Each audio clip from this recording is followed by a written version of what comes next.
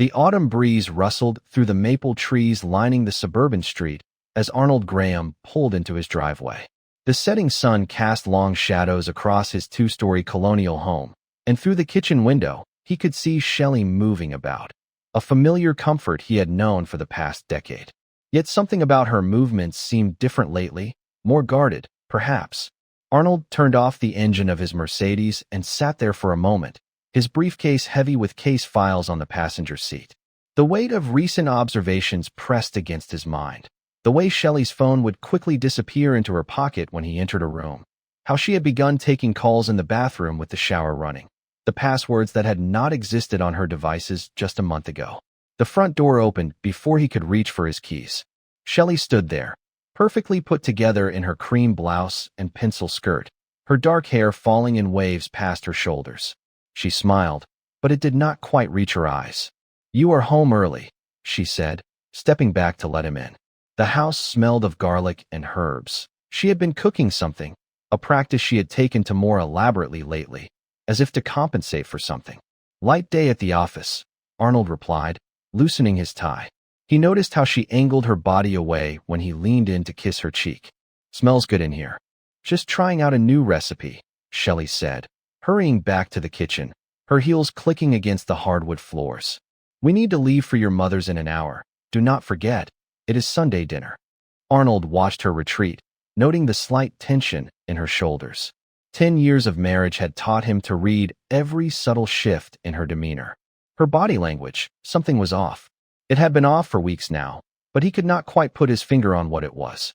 In their bedroom, Arnold changed out of his suit, catching glimpses of Shelley through the bathroom door as she applied fresh makeup. Her phone buzzed on the counter, and he saw her snatch it up with unusual speed, her fingers flying over the screen before she deleted whatever she had just read. "Everything okay?" he asked casually. "Oh, just Brittany," Shelley responded, not meeting his eyes in the mirror. "She's having a rough time with the divorce proceedings. You know how it is." Arnold did know. As a family law attorney, he had seen countless marriages dissolve and had become an expert at spotting the signs of trouble. The irony was not lost on him that he was now analyzing his own marriage with the same clinical eye he used for his clients. The drive to his mother's house was quiet, filled only with the soft classical music from the car's speakers and Shelley's occasional comments about work at her marketing firm. Arnold noticed how she kept her phone face down on her lap, something she had never done before. Nancy Hoover's colonial-style home sat on a corner lot, its manicured lawn a testament to his mother's dedication to maintaining appearances. As they pulled into the circular driveway, Arnold spotted his brother Simon's BMW already parked there. Something tightened in his chest. Simon had been unusually distant lately, canceling their regular lunch meetings at the firm with vague excuses. "Arnold." "Shelley," Nancy called from the front door, her silver hair perfectly styled despite the humidity. She hugged them both, but Arnold noticed her embrace of Shelley was briefer than usual. Come in, come in. Simon's already here." The formal dining room was set with Nancy's best china, as it was every Sunday. Simon stood by the fireplace, drink in hand, looking more polished than usual in a crisp blue button-down and darker than normal gray slacks. He raised his glass in greeting, but Arnold did not move from his spot. He nodded at Shelley, though something in the way his brother had spoken his sister-in-law's name stirred Arnold's lawyerly instincts. There was a weight to it, a deliberate caution that seemed out of place for a simple family dinner. As they took their seats around the table, Nancy brought out her famous pot roast, the same recipe she had prepared for Sunday dinner since Arnold was a child. The familiar aroma filled the room, yet tonight it seemed to compete with an underlying tension. "So, Shelley," Nancy said, passing the potatoes, "I missed you at the end of service last Sunday. Sister Marlene was asking about you." Shelley's fork paused halfway to her mouth. "Oh, yes, I had to leave early. Brittany needed me. We had lunch plans." Nancy's eyes narrowed slightly. "Brittany? That's interesting. I ran into her at Morton's Grocery that afternoon. She mentioned she'd been in Seattle all weekend for work." A heavy silence followed. Arnold watched as Shelley's cheeks flushed and her hand tightened around her water glass. "I must be mixing up my weekends," Shelley recovered, letting out a small laugh. "You know how busy things get at the firm. The days just blur together sometimes." Arnold felt his mother's eyes on him and saw the slight shake of her head. Nancy Hoover had always possessed an uncanny ability to sense when something was amiss, a trait that had served her well through 40 years of marriage and raising 2 sons. Speaking of the firm, Simon interjected quickly.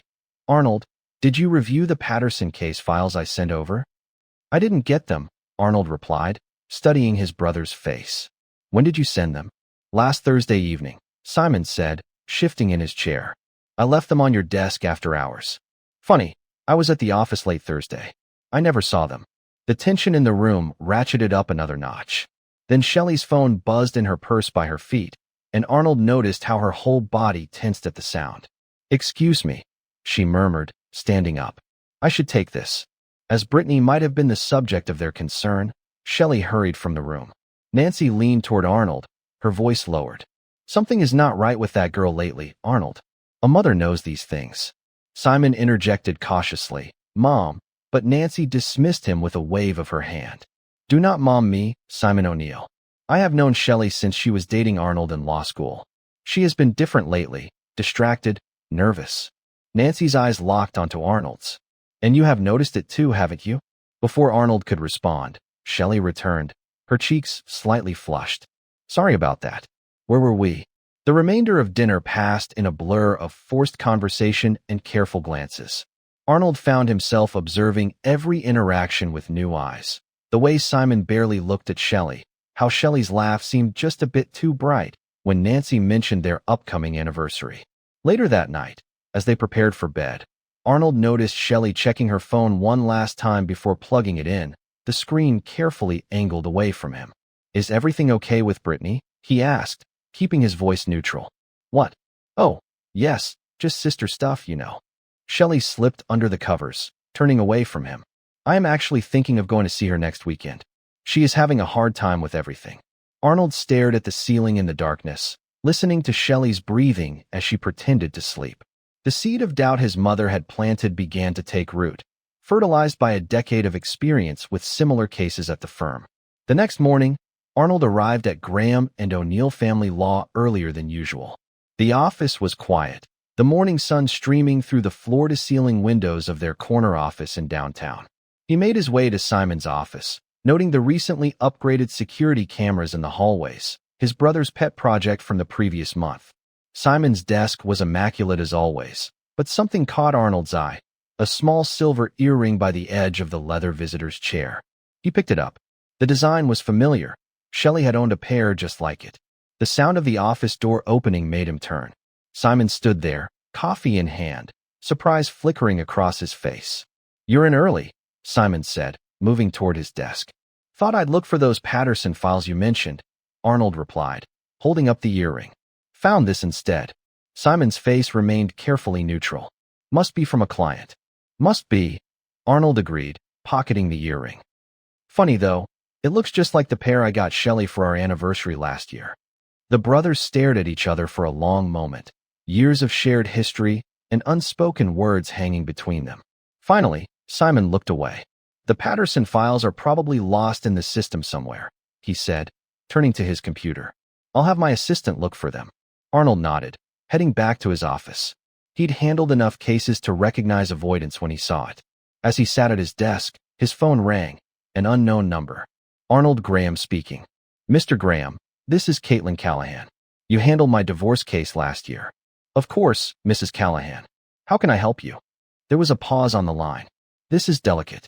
I do some private investigation work now, and I've been working a case at the Riverside Hotel. I thought you should know. I've seen your wife's car there 3 Thursday nights in a row now. Same time, same duration.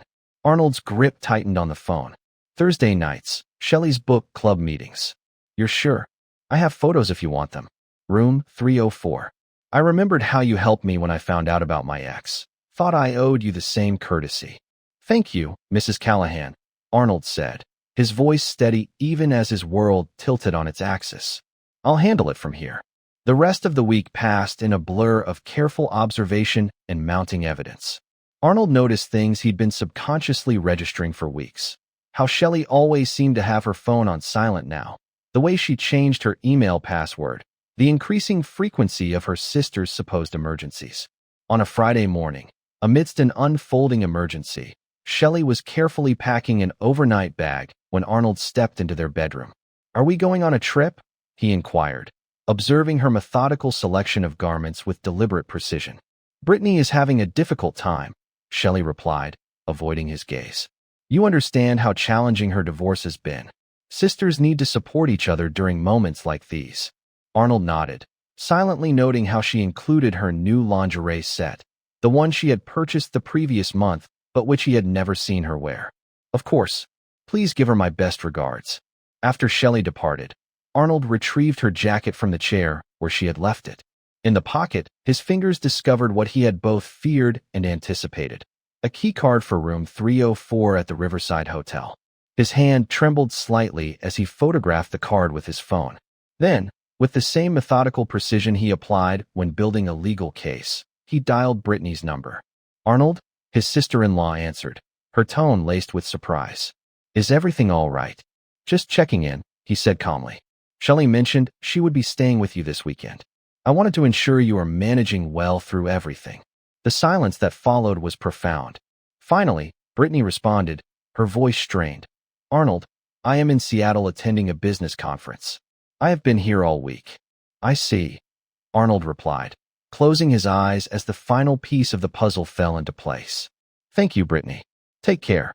As he ended the call, Arnold stared at the key card in his hand. 10 years of marriage, a lifetime of trusting his brother, all unraveling between his fingers like a cheap sweater. The lawyer within him understood what needed to be done: evidence, documentation, careful planning. Yet the husband in him yearned to storm the hotel immediately. Ultimately, the lawyer prevailed. He had the entire weekend to prepare, to gather evidence, to ensure that when he confronted them, there would be no room for evasion, no opportunity to distort the truth. He had witnessed too many clients lose everything by acting on emotion rather than logic. Arnold sat at his desk, his eyes fixed on the key card. As a partner at Graham and the O'Neill family law practice was the foundation upon which he had built his career, handling cases precisely of this nature. How many times had he sat across from clients, meticulously explaining the warning signs they had overlooked? Now, those very same indicators were glaring back at him, impossible to ignore. The irony was not lost on him. For years, he and Simon had worked in tandem, forging their reputation as the city's premier family law firm, specializing in infidelity cases. They had witnessed every conceivable form of betrayal, every justification, every recurring pattern. Now, he found himself living what felt like a page torn directly from one of their own case files. The key card for room 304 sat heavily in his palm, a tangible, physical proof of what his instincts had been whispering to him for weeks. As both a husband and a lawyer who had navigated countless infidelity cases, Arnold could no longer deny the truth laid bare before him. His wife and his own brother had betrayed him, and now he possessed the evidence to substantiate it. Nanny's words from dinner echoed in his mind. A mother knows these things. She had tried to warn him in her own subtle way. Now, it was time to uncover exactly how profound this betrayal ran. The autumn sun was setting outside his window, casting long, somber shadows across the room. In the growing darkness, Arnold began to formulate his plan. He would build his case methodically, gathering his evidence with painstaking care. And when the moment arrived, he would ensure that both Shelley and Simon understood, with absolute clarity, the magnitude of what they had so carelessly discarded. For now, however, there was work to be done. The key card rested on his desk like a ticking time bomb. Room 304 awaited, looming like a court date irrevocably marked on his calendar. Thursday nights at the Riverside Hotel. All the pieces were now laid out before him. It was merely a matter of assembling them in such a way that left no room for reasonable doubt. Arnold pulled out a legal pad and began to write, each word a brick in the formidable wall he was constructing around his heart. When he was finished, there would be no escape, no plausible explanation to mitigate what they had done. They had chosen their path. Now, he would make certain they walked it alone. Morning light filtered through the blinds of Arnold's office. The striped shadows cast by the home office lighting fell across the evidence arranged upon his mahogany desk. The hotel key card for room 304 seemed to mock him from its place beside his laptop, where screenshots of text messages and call logs formed a digital trail of betrayal. His coffee had gone cold, untouched since he had poured it 2 hours prior. The wall clock ticked past 9, each sound echoing in the quiet house. Arnold picked up his phone, scrolling through his contacts until he found Carlton Garrett's number. The phone rang twice. Carlton Garrett speaking. "Carlton, it's Arnold Graham." A pause, then, "Arnold, I was wondering when you'd call. News travels fast in our circles. How much do you know?" "Enough." Carlton's voice softened. "Caitlin filled me in on the Riverside situation. Room 304, right?" Arnold's jaw tightened. "I need your expertise. Remember the Jensen case last year?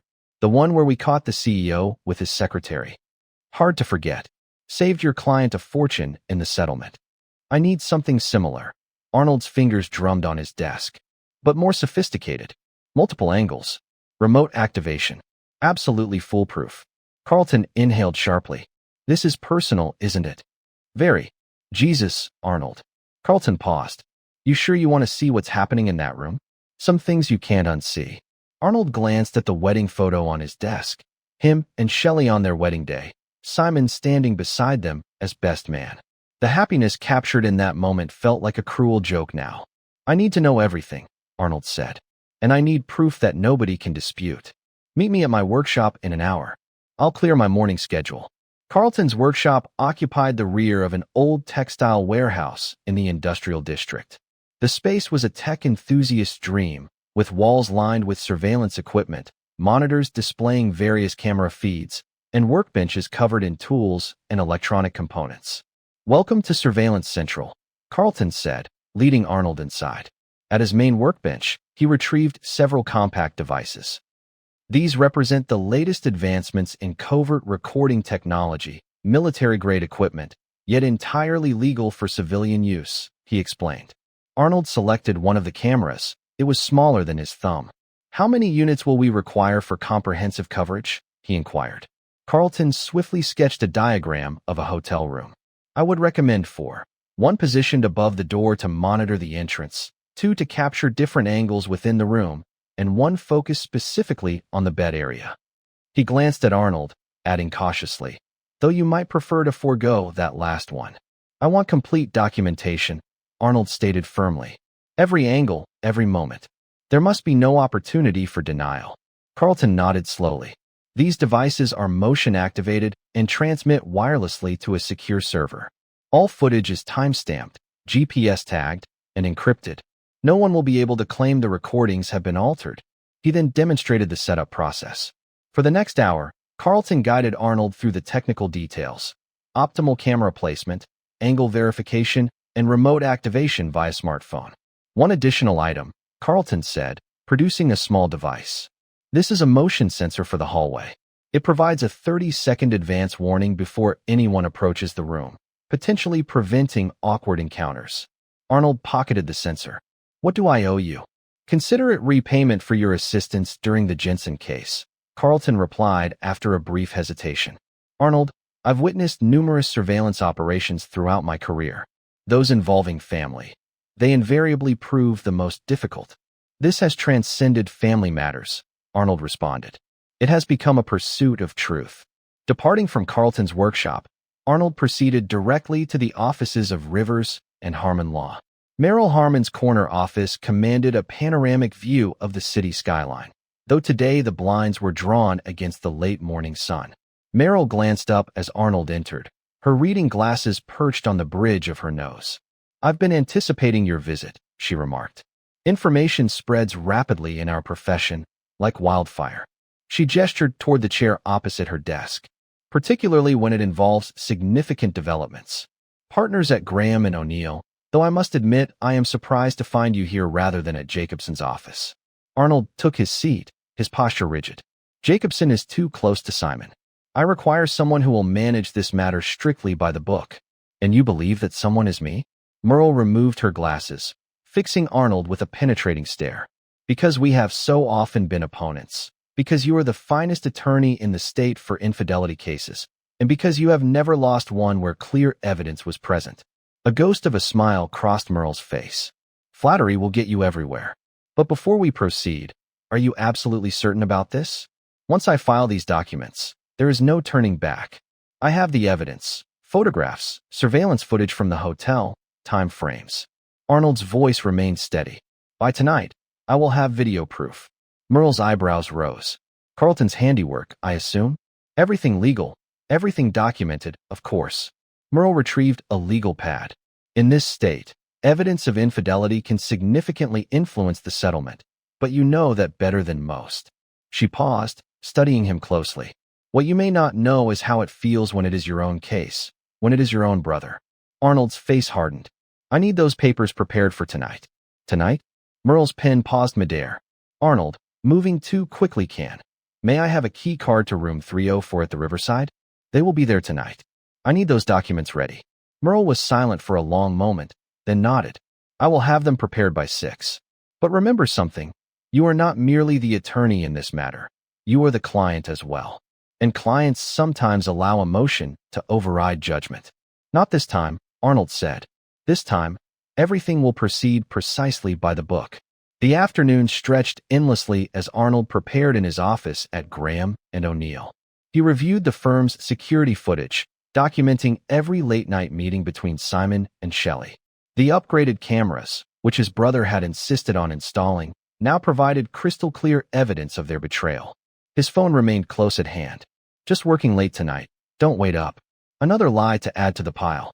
At 7:30, Arnold parked his car in the Riverside Hotel's garage, deliberately choosing a spot near the service entrance, away from the main parking area.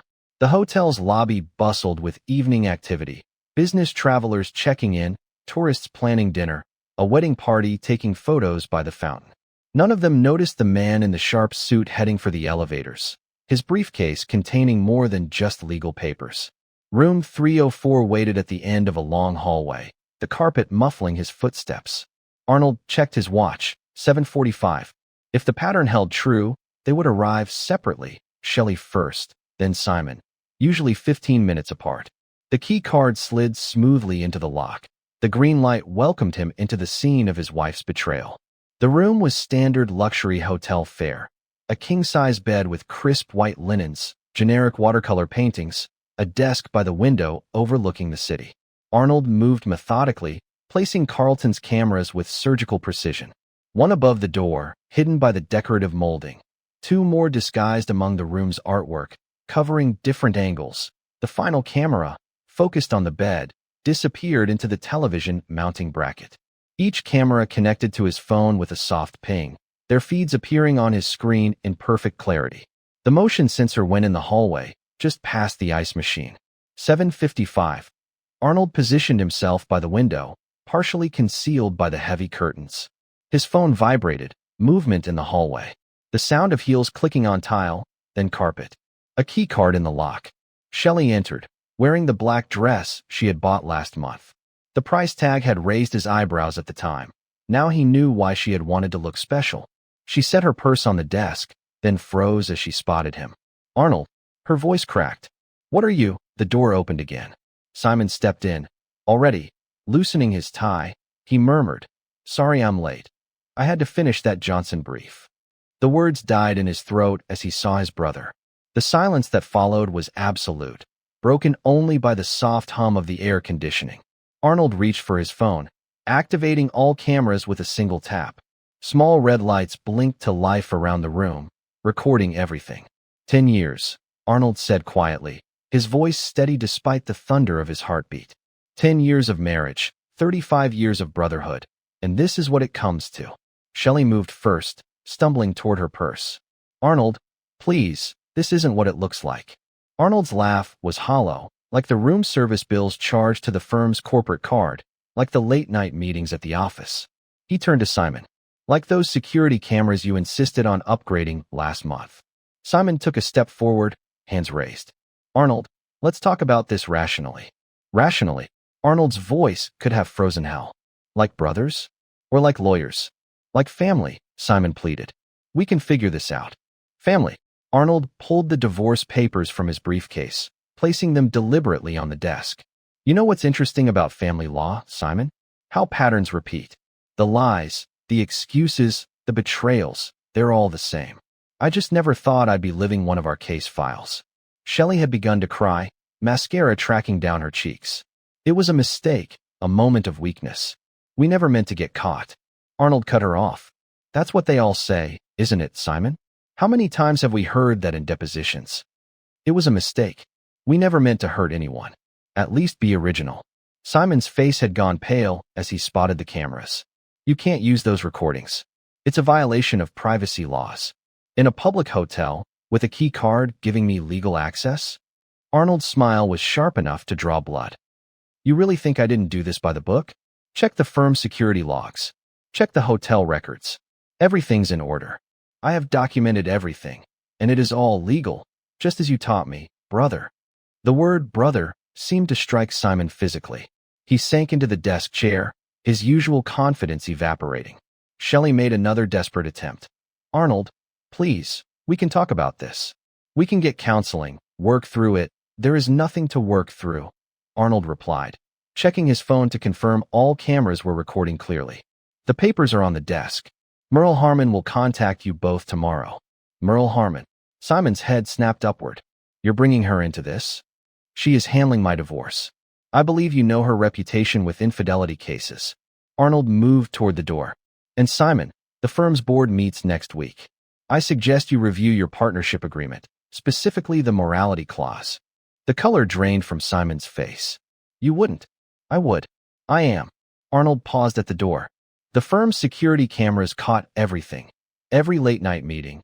Every time you used company resources to conduct your affair. Funny how evidence piles up once you start looking for it. He stepped into the hallway, but Shelley's voice stopped him. Arnold, wait, please. I'll do anything. Just don't show those videos to anyone. Think about our families. Arnold turned back one final time.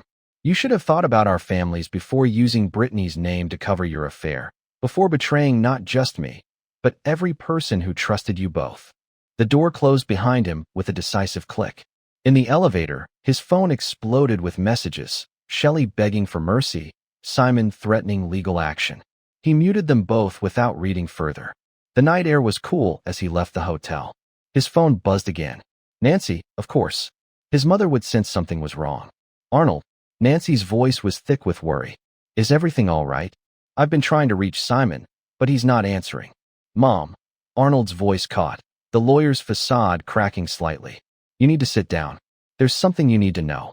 The telephone call persisted for 20 minutes, and by its conclusion, Nancy was weeping, her gravest fears confirmed. Oh, my boys, she cried. I have proof, Mom, videos, documents, everything. Does Brittany know? They used her name. Not yet. I will tell her tomorrow. Arnold reached his car, suddenly overcome with exhaustion. Mom, I am sorry about Simon, about all of it. Do not you dare apologize. Nancy's voice strengthened with maternal fury. You did nothing wrong, nothing. Do you hear me? They are the ones who need to be sorry. After hanging up, Arnold sat in his car, watching the hotel's entrance. Eventually, he saw them leave separately. Shelley first, clutching her purse as though it were a shield, then Simon 10 minutes later, his tie still undone. Both appeared shell-shocked, destroyed by their own actions. His phone buzzed one final time. A text from Carlton. Cameras caught everything. Files uploading to secure server now. You okay? Arnold did not respond. He started his car, pointing it toward his mother's house. Nancy would be waiting up, ready to help pick up the pieces of their shattered family. The night stretched ahead, full of calls to make, explanations to give, truths to reveal. But for now, Arnold drove through the quiet streets, his evidence gathered, his confrontation complete. The lawyer in him knew he had handled everything perfectly. The brother, the husband, those parts of him would have to wait their turn to process what had happened. His phone buzzed again. Brittany. His heart sank as he realized she must have heard something already. Arnold. Brittany's voice was shaking. Mom just called me. Tell me it is not true. Tell me they did not use me as their cover. Brittany, I am so sorry. All those times, her voice broke. I suspected something was wrong, but I was afraid to say anything. I did not want to destroy the family, and they were using my name the whole time. I have proof of everything, Arnold said gently. You do not have to feel guilty anymore. The line went quiet except for Brittany's muffled sobs. Finally, she whispered, what happens now? At this moment, I am on my way to Mother's house. She requires our presence. As he turned into Nanny's driveway, he glimpsed her silhouette framed in the window, waiting. Beyond her, he could discern other relatives already assembling, drawn together by the gravity of the previous night's events. The night had not yet concluded. There remained truths to confront, pain to process, and family bonds being tested, fractured, and reforged in the aftermath of betrayal. But for now, Arnold had accomplished what was necessary. He had confronted the truth and brought it into the open. Whatever was to come would have to await the dawn. In the Hoover family home, the grandfather clock chimed 9 times as Arnold completed the setup of the audiovisual equipment. Gazing through the study window, he observed another vehicle pulling into the circular driveway, his Aunt Margaret's silver Lexus, trailed by Uncle Robert's Range Rover. The family was convening, unwitting witnesses to the collapse of all they had believed to be true. In the kitchen, Nancy meticulously arranged coffee cups upon her cherished serving tray, her movements deliberately measured to conceal the tremor in her hands. The Edwood china set, a wedding gift from Arnold's grandmother, felt particularly delicate today.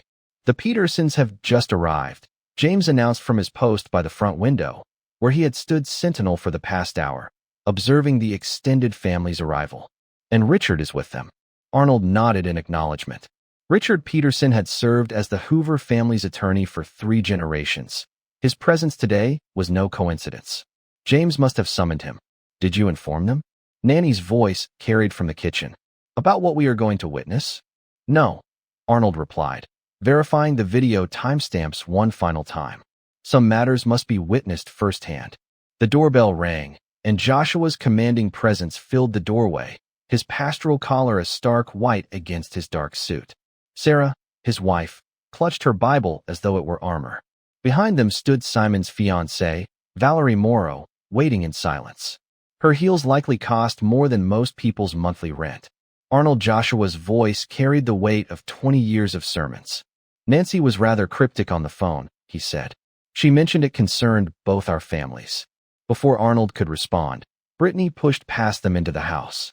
Her designer blazer and pencil skirt were immaculate, but her eyes were red-rimmed behind her glasses. She had been up all night after Arnold's preview of what was to come.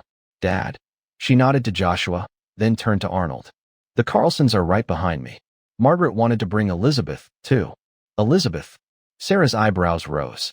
"But she's only 16. She needs to see this," Brittany cut in sharply. "Everyone needs to see who they really are." The living room filled quickly. James had rearranged the furniture the night before, creating an impromptu theater setting. The large television screen dominated one wall, its black surface reflecting the growing crowd like a dark mirror. Richard Peterson materialized at Arnold's elbow. "Your father called. He said you might need legal counsel for what's about to happen." "Not counsel, Richard," Arnold replied. "Just a witness." More families arrived. The Carlsons with their teenage daughter Elizabeth, Aunt Margaret, and Uncle Robert, cousins from both sides of the family. The room hummed with confused murmurs and speculation. Arnold stood before them, remote in hand. The faces that had witnessed every major moment of his life now waited, unknowing, for everything to change. "Before I start," he said, his courtroom voice cutting through the chatter, "I want you to understand something. What you're about to see isn't edited, isn't manipulated. It's raw truth, captured by legal means and properly documented." Joshua shifted in his seat. "Arnold, you're frightening Sarah." "Good." Brittany's voice was sharp. "She should be frightened. We all should be." The first video began playing. Hotel security footage, crisp and clear.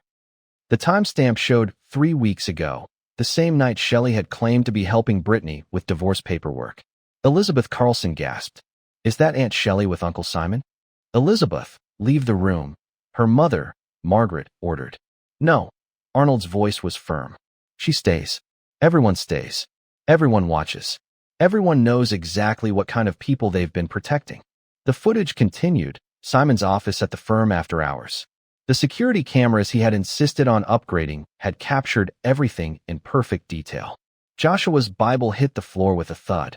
Sarah began to pray quietly, her whispered words a counterpoint to the damning evidence on screen. "Turn it off," Valerie suddenly commanded. She had gone pale, her perfectly manicured hands gripping her handbag. "I've seen enough." "There's more," Arnold replied. "I said I've seen enough." Valerie stood, yanking her engagement ring off with enough force to leave a mark. The platinum band flew across the room, bouncing off the wallpaper before disappearing under a cabinet. The front door slammed behind her hard enough to rattle the windows. Richard Peterson cleared his throat. The recordings are legal? Every second, Arnold confirmed. Public spaces, company property, proper documentation. Simon approved the security system himself. Elizabeth's voice cut through the shock. But why? Why would they do this? It was the innocent question of a teenager who still believed in fairy tales. The adults in the room shifted uncomfortably, their own marriages and secrets suddenly under the harsh light of scrutiny. Because they could, Brittany answered. Because they thought they were clever enough not to get caught. Because they used my name, my divorce, my pain as their cover story. Sarah finally looked up from her prayers. Joshua, say something. She's your daughter. But Joshua, who had counseled countless families through crises, who had preached about morality and family values for 2 decades, could not find his voice. His daughter's betrayal played out on screen in high definition, leaving no room for pastoral platitudes. The footage continued. For months, there were hotel visits, late-night meetings at the firm with a client, and billing records that showed hours charged during their encounters. Each piece of evidence was meticulously documented, forming an unbreakable chain of truth. The board meets tomorrow, Arnold informed them. Simon's partnership will be terminated, and the firm's name will change. You'll destroy his career, Sarah protested weakly. He destroyed it himself. James spoke up for the first time. Every time he used company resources for his affair. Every time he billed clients for hours spent with my daughter-in-law. Elizabeth, who had been silent since her initial outburst, suddenly asked, "What about their souls?" The room went quiet. Leave it to a teenager to cut to the heart of the matter. Joshua finally stirred, his pastoral training kicking in automatically. "We must pray for..." Brittany's laugh was bitter. "They used my divorce as their excuse, Dad. While you were counseling me about my failed marriage, your other daughter was destroying her own. Where were your prayers then?" Nearby, coffee cups rattled on their tray as Nancy set it down too hard. "That's enough. What's done is done. What matters now is how we move forward." "Move forward." Margaret's voice rose. "Nancy, they've made us all complicit. Every Sunday dinner, every family gathering, we were all part of their lie." "No," Arnold cut in. "We were victims of their lie, but not anymore." The final piece of evidence played, security footage from the firm, showing Simon upgrading the camera system himself, unknowingly creating the tools of his own downfall. Richard Peterson pulled out his notebook. The firm's bylaws are clear about moral conduct and resource misuse. Tomorrow's board meeting is a formality. "What about Michelle's parents?" Elizabeth asked. "Shouldn't they be here?" "They'll see it soon enough," Joshua responded, his voice hollow. "Sunday service should be interesting." The gathering began to break up, family members leaving in 2s and 3s. 3 individuals carried the weight of what they had witnessed. Elizabeth hugged Arnold before leaving, whispering, "I'm sorry they weren't who we thought they were." Richard stayed behind, reviewing documents with James in the study. Nancy mechanically began cleaning up coffee cups, her movements automatic after decades of hosting family gatherings. Brittany helped her, gathering scattered napkins and empty cream pitchers. "You okay, Mom?" Nancy's hands stilled on a coffee cup. "I keep thinking about last Christmas. All of us together, taking photos, making plans. Was it all a lie?" "Not all of it," Arnold answered from the doorway.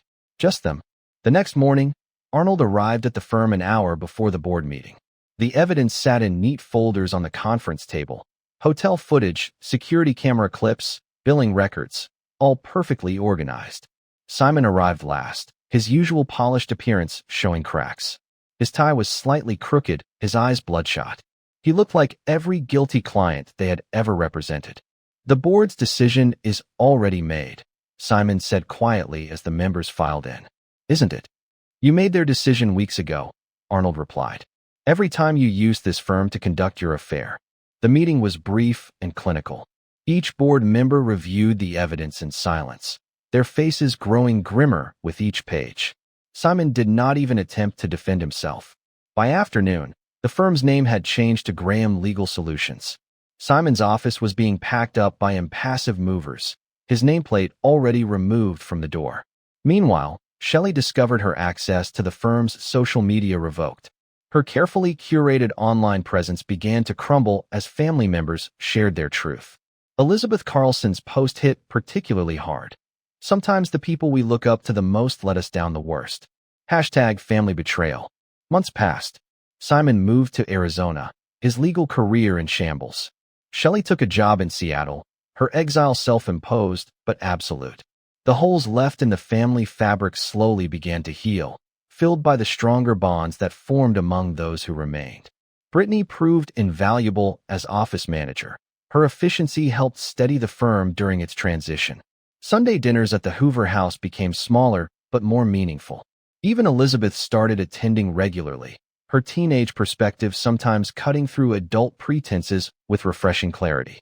6 months after the family meeting, Arnold sat in his expanded office, now managing partner of the city's most successful family law practice. The divorce had been finalized weeks ago. Shell's attempts to claim mental distress crumbled in the face of evidence showing premeditation. A knock at the door pulled him from his thoughts. Caitlin Callahan entered, her PI badge catching the afternoon light. She had been handling security for the firm since the reorganization, her sharp eyes and attention to detail proving invaluable. "The Petersons called," she said. "Elizabeth's doing a school paper on professional ethics. Wants to interview you." Arnold smiled slightly. The teenager's questions during the family meeting had stayed with him. "Set it up." Caitlin hesitated. "I was thinking about dinner. That new place on Fifth." Something had been developing between them, slowly and cautiously. Professionalism turning to friendship, possibly more. Neither rushed it. They had both seen too many relationships shattered to take anything for granted. Arnold glanced at his desk, at the new family photo showing him with his parents, Brittany, Elizabeth, and others who had stood by him. In his wastepaper basket, the shredded remains of his wedding photo served as a reminder of how quickly everything could change. "Dinner sounds good," he replied, rising and turning off the office lights. Sometimes, he reflected, the best revenge wasn't just exposing the truth. It was thriving afterward, surrounded by those who had chosen truth over comfort. Loyalty over lies. He was finally beginning to thrive again. Elizabeth's latest Instagram post expressed it perfectly. Family isn't always who you're born to or married to. Sometimes, it's who stands with you when truth matters more than comfort. #lessons learned #stronger together. 5 years later, autumn leaves scattered across the courthouse steps as Arnold Graham exited the building. His latest case successfully concluded. At 43, success rested comfortably on his shoulders. Graham Legal Solutions had become the most respected family law firm in 3 states, renowned for handling complex infidelity cases with particular expertise. His phone buzzed with a text from Caitlin. "Elizabeth's graduation ceremony starts at 6. Don't be late. She wants both her godparents there." Arnold smiled, still amazed at how life had rearranged itself. Elizabeth Carlson, the teenager who had witnessed the family's implosion 5 years earlier, had grown into a formidable young woman. Now graduating from law school, she had already accepted a junior position at Graham Legal Solutions, determined to follow in her godfather's footsteps. The drive to his mother's house took him past the old Graham and O'Neill building. The sign had long since changed, but sometimes Arnold still caught himself remembering those final days. His brother Simon's name being stripped from the letterhead, the scandal that had rocked their professional community. Nancy's driveway was already full when he arrived. Sunday dinners had evolved, but never stopped. Through the window, he could see Brittany directing caterers, her efficiency as his office manager extending to family gatherings. Her own divorce was 5 years behind her now, and her recent engagement to James Peterson, Richard's son, had brought joy back to both families. Inside, the house hummed with activity. Elizabeth sat at the kitchen counter, law books spread around her as she prepared for her bar exam. Her thesis on the ethics of family law, a personal experience my professional foundation, had already garnered attention in legal circles. "Uncle Arnold." She jumped up to hug him. The uncle was honorary now, closer than blood. "Did you see? The Arizona Bar Association finally disbarred Simon last week." Arnold nodded. He had seen the news. Simon's attempt to rebuild his career in Arizona had collapsed under the weight of new scandals, inappropriate relationships with clients, misused funds, a pattern of behavior that suggested his affair with Shelley had not been an isolated incident. His third wife left him, too, Elizabeth added, her journalism minor showing in her attention to detail. Apparently, she found him with his paralegal. Some people never change, Caitlin commented, entering from the living room. Her PI badge now read, Director of Security, Graham Legal Solutions. The firm had expanded into offering comprehensive investigation services under her leadership. The gold band on her left hand caught the light. She and Arnold had married 2 years ago in a small ceremony in the Hoover family garden. Nancy emerged from her study, her silver hair elegant as ever. No shop talk before dinner, she announced. Elizabeth needs to focus on her graduation speech. Speaking of speeches, Brittany called from the dining room. Dad sends his regrets. The church council meeting ran long. Joshua had needed years to rebuild his pastoral reputation after his daughter's scandal. The affair had cost him some congregants, but his public acknowledgement of family pain and healing had ultimately strengthened his ministry. He now specialized in counseling families torn apart by infidelity. Did you hear about Shelley? Nancy asked quietly as she and Arnold set the table. Old habits died hard. She still used the Wedgwood china for Sunday dinners. Arnold had heard through the legal grapevine and Elizabeth's social media monitoring. They had kept tabs on his ex-wife after Seattle. She had moved to Portland, then San Francisco. Francisco observed that each move was marked by diminishing returns. Her attempt to rebuild her marketing career had faltered as potential employers conducted background checks that kept revealing the scandal. In the age of social media, nothing stayed buried. She had tried reaching out to Brittany last month. Nancy continued, wanting to explain her side after all these years. What did Brittany say? Nothing. She had blocked her number. Nancy straightened a fork with precision. Some bridges stay burned. The doorbell rang. James Peterson arrived with his father, Richard. The older lawyer had officially retired but still consulted on complex cases. His son had followed him into law but chose to specialize in corporate litigation rather than family law. His friendship with Brittany had been careful, respectful of her past hurts. Has anyone seen the new profile on Graham Legal? James asked as they sat down to dinner.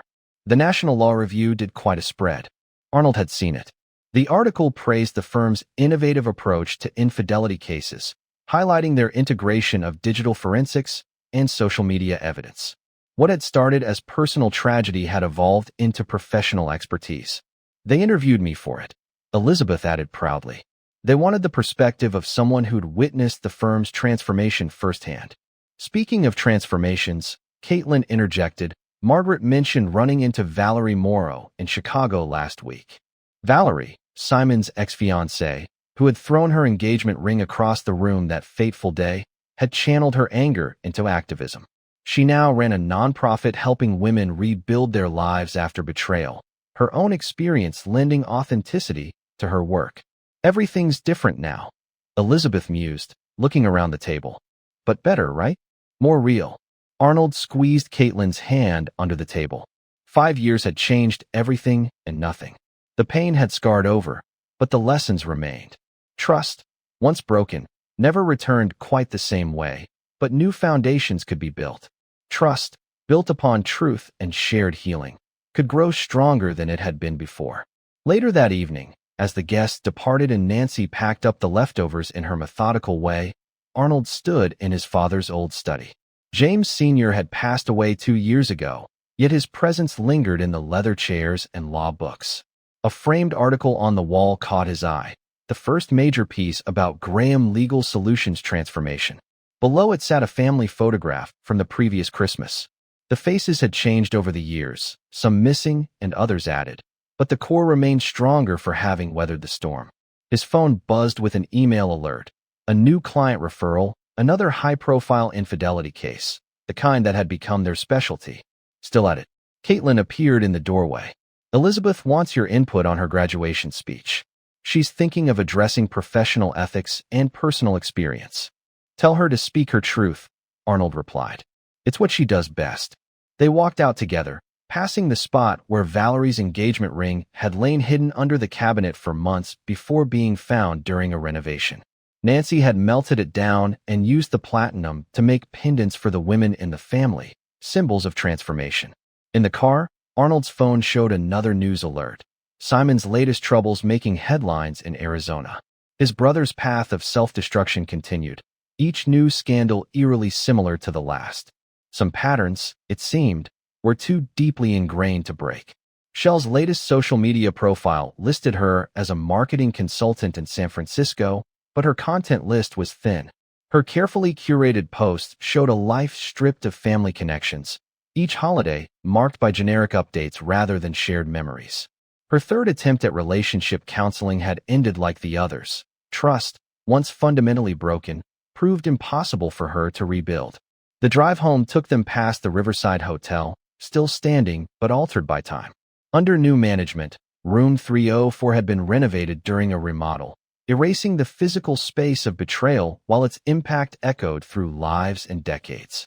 Elizabeth had interviewed the hotel's former manager for her thesis. The interesting thing, she told Arnold, isn't just how secrets come out, but how people rebuild afterward. Some never do. Others build something stronger from the wreckage. Their house, the one Arnold and Caitlin had bought together 2 years ago, sat on a quiet street away from his old neighborhood. No ghosts here, no memories of betrayal, just new traditions being built one day at a time. Brittany and James set a date, Caitlin mentioned as they settled in. Next spring, in the garden where we got married. Arnold nodded. The symmetry felt right. New joy blooming where old pain had taken root. His laptop showed a calendar reminder. Elizabeth's graduation next month, then her bar exam, then her official start at the firm. The next generation taking up the mantle, turning personal history into professional wisdom. Do you ever regret it? Caitlin asked quietly. How public everything became. Arnold considered the question. The exposure had been brutal but necessary. The truth, fully revealed, had prevented any rewriting of history, any softening of consequences. No, he finally answered. Secrets protect the wrong people. Truth protects the right ones. On his desk sat a letter he hadn't shared yet, an invitation to keynote the National Family Law Conference. The topic, when professional expertise meets personal experience, transforming private pain into public justice. 5 years had transformed betrayal into expertise, pain into purpose. Simon and Shell's choices had rippled through dozens of lives, but the ripples had shaped something stronger in their wake. Elizabeth's latest Instagram post captured it perfectly. 5 years ago, I watched my family implode.